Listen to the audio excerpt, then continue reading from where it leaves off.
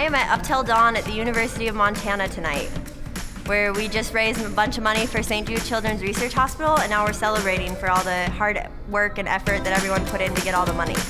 So it's a group of students that raises money for St Jude Children's Hospital. This is the third year that we've done this on campus. The first year they raised $6,000. The second year they doubled that to $12,000. And this year they're at probably about $32,000, which is pretty amazing.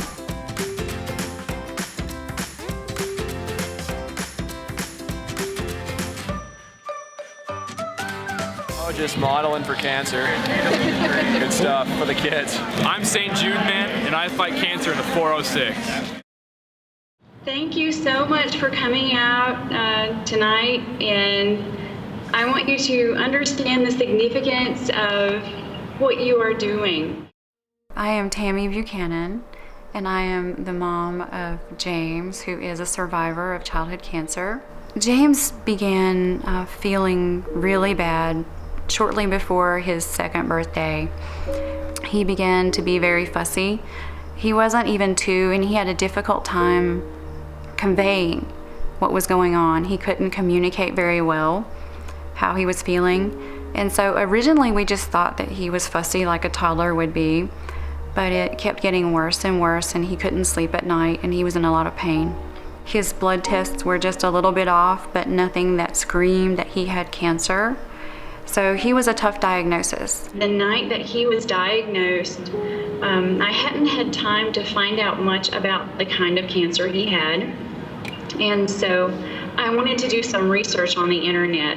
And I found one article that talked about a new treatment that was being offered for not only his subtype, but in general, a new treatment for acute myeloid leukemia. My son James had acute myeloid leukemia, and it was an M7 subtype.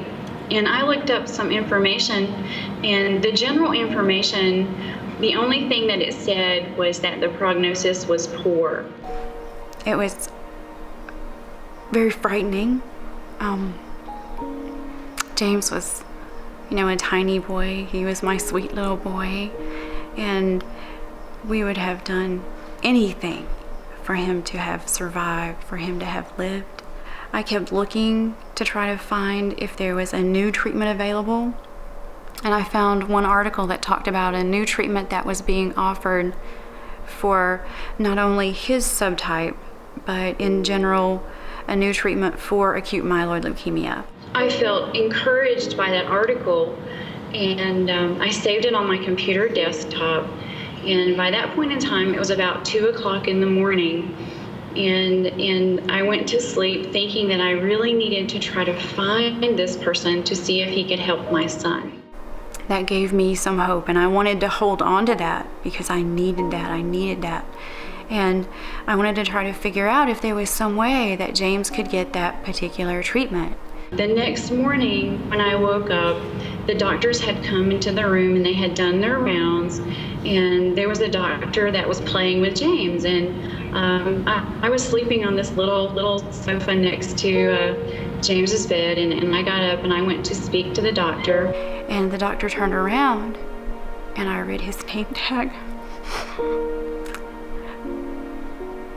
And it was,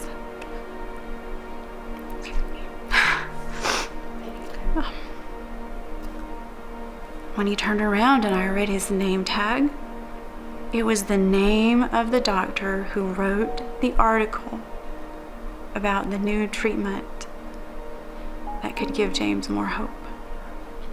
James responded to the treatment that they gave, and he went into complete remission, and he has been in remission ever since. I love that St. Jude Children's Research Hospital takes care of all the bills, and that parents never have to worry about paying a single cent for their child to be taken care of. And I think that's something that stands out about this organization, that they really focus on the kids and making their lives better and fighting through this disease. I am so super proud of what they've done. They made more money at the Up Till Dawn event to help more kids be like James, than almost any other college in the whole nation. I I fight cancer in the 406.